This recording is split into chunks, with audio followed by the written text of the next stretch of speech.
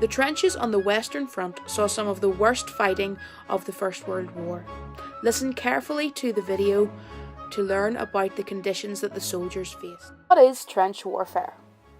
Trench warfare is when two armies dig long ditches facing each other. These are called trenches. The trenches are heavily defended and very difficult to attack. Neither army can move forward. This is called stalemate. The trenches on the Western Front during World War I stretched for hundreds of miles across the top of France and into Belgium. This is a cross-section of a trench. At number 1, you can see the parapet. This is a low mound along the front of the trench to protect the troops. At number 2, you can see the elbow rest. This is where the soldier rests his elbow whilst shooting.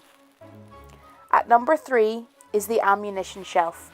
This is where the ammunition or bullets are stored. At number 4, you can see the fire step. The soldier stands here to fire his gun out of the trench. Number 5 is the duck boards. Boards were placed at the bottom of the trenches to keep the men's feet out of the mud. Number 6 is the dugout. These were shelters in the trenches where men might rest. Number 7 is the sandbags. These were bags filled with sand to protect the soldiers from flooding and shrapnel. At number 8 is the periscope. This allows soldiers to see out of the trench without sticking their head above the parapet. Conditions in the trenches. One of the problems soldiers faced was gas attacks. There were 3 types of poisonous gas used: chlorine gas, phosgene gas, and mustard gas.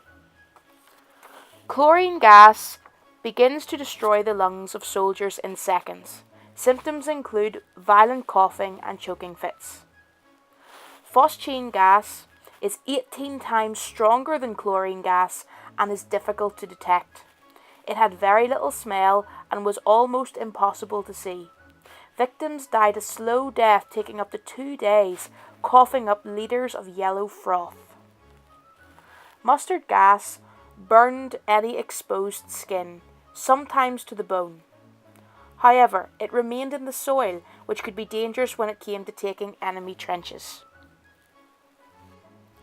In the course of the war, the Germans used 68,000 tons of gas.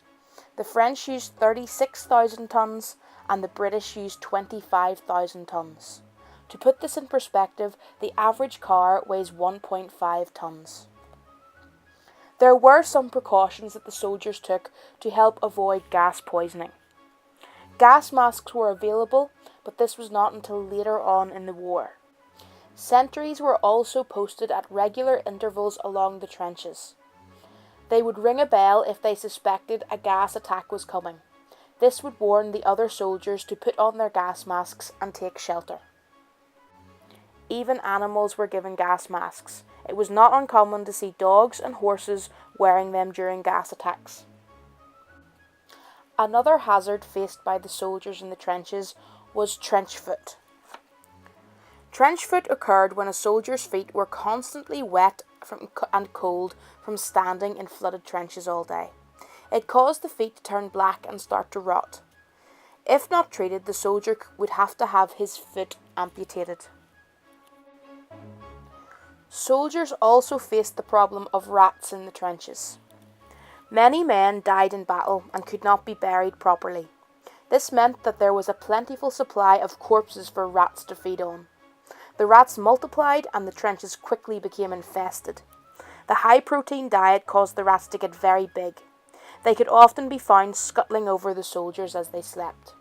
Some soldiers reported seeing rats as big as cats. Lice also made conditions in the trenches very difficult.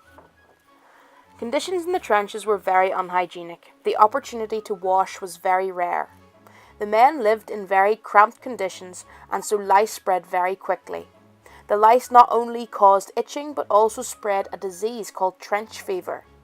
The men called them chats.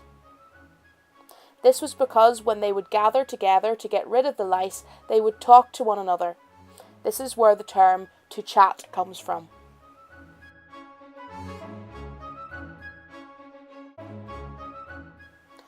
One condition which could affect soldiers long after they left the trenches was shell shock. Shell shock was a psychological condition which affected soldiers fighting in the trenches. Today it is known as PTSD. Early symptoms include tiredness, irritability, lack of concentration, and headaches. These problems would persist and could lead to a mental and physical breakdown. 80,000 men in the British Army suffered from it. Problems they had after they left the trenches included flashbacks, both general and injury-specific, difficulty adjusting to civilian life, the inability to eat or sleep, horrific nightmares, and severe depression. Thanks for watching this Newbridge history video. We hope you learned something. If you like this video, please hit the subscribe button and click the bell notification to know when we post new videos. There are also some other useful links on the trenches in the description box below.